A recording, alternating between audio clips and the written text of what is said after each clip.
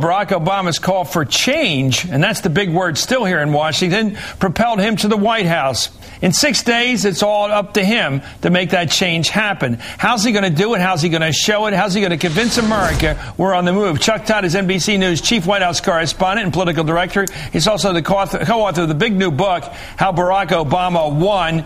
Chuck, how Barack Obama won, the question I want you to translate is how the way he won, how's that going to show us how he's going to try to win as president?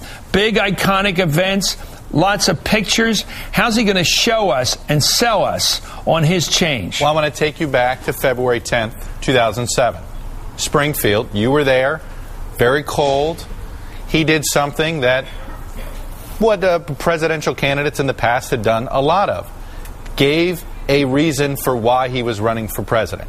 Gave a diagram, an outline for what he was going to do.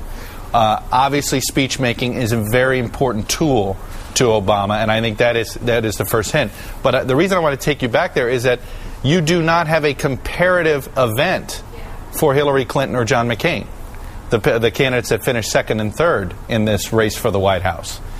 And they never announced.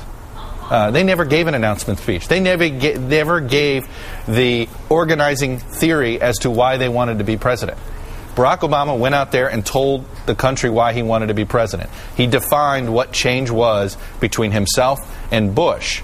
And so this is a guy that I think what that tells us is that going forward, he is always going to be giving the big speech to define how he sells something. We saw that with the stimulus last week.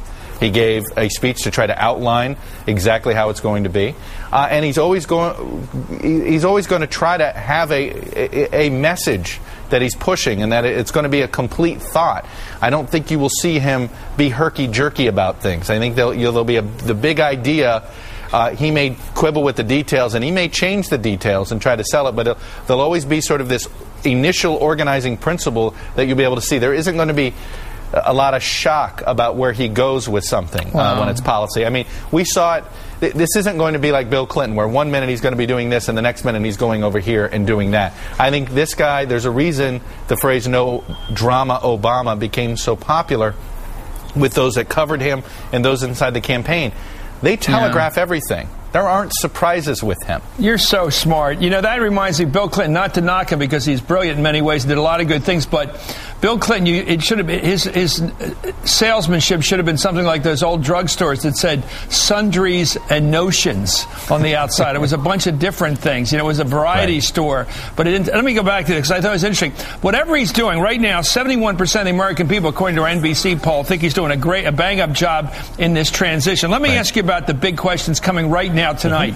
I was stunned that he's been so courageous, if you will, in saying no more don't ask, don't tell. If you're gay and you're going to the military, you can say it right at the